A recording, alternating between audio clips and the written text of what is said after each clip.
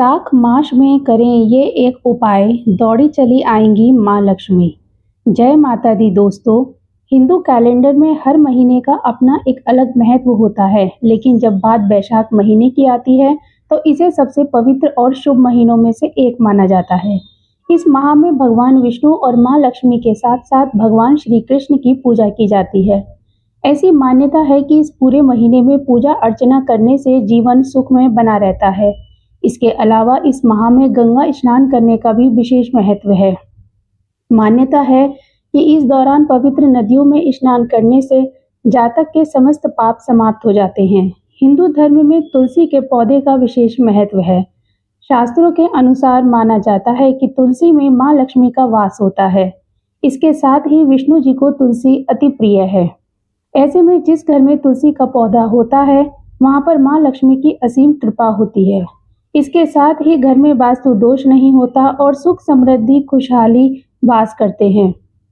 तुलसी के पौधे संबंधी कई उपायों के बारे में आपने सुना और किया होगा, लेकिन आप चाहें तो इस उपाय को भी अपना सकते हैं। मान्यता है कि इस उपाय को करने से व्यक्ति का सोया हुआ भाग्य जाग जाता है और हर क्षेत्र में अपनी प्रसिद्धि का झंडा लहराता है।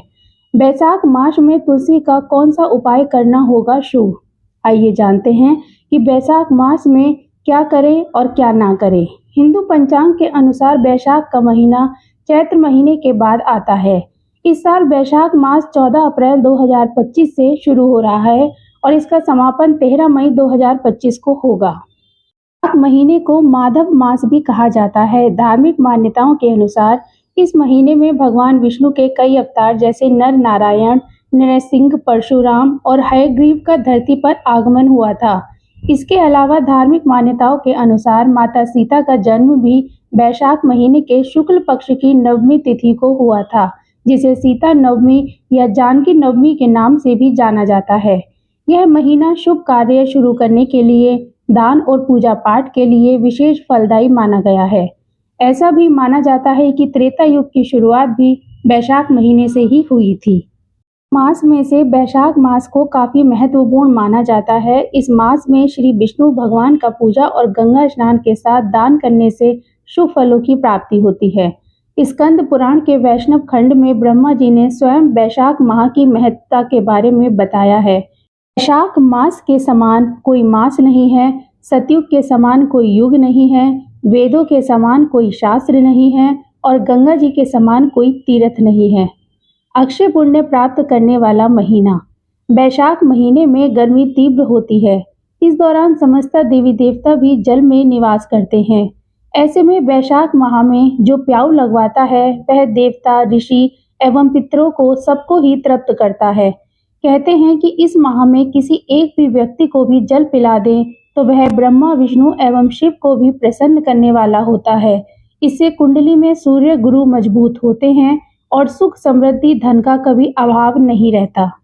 धर्म ग्रंथों के अनुसार जैसे विद्याओं में वेद विद्या, मंत्रों में प्रणव, वृक्षों में कल्प वृक्ष, धेनुओं में कामधेनु, देवताओं में विष्णु, वर्णों में ब्राह्मण, प्रिय वस्तुओं में प्राण, नदियों में गंगा जी, उसी तरह माह में बैसाख के समान कोई मास नहीं। बैसाख माह में करें इन चीजों का दान। बैसाख महीने में जल पात्र, कपड़े, जलदान, आम, सत्तू, पादुका, हवा झलने के लिए पंखे, छाया व्यवस्था, अन्न एवं फलदान करना श्रेष्ठ माना जाता है। बैसाख माह में भगवान विष्णु की विधि पूर्वक पूजा अर्चना करें। इसके बाद श्रद्धा अनुसार अन्न, धन, वस्त्र और जल का दान करें। मान्यता के अनुसार बैसाख के महीने में इन चीजों का दान करने से व्यक्ति को जीवन में किसी भी चीज की कमी का सामना नहीं करना पड़ता और धन लाभ के योग बनते हैं।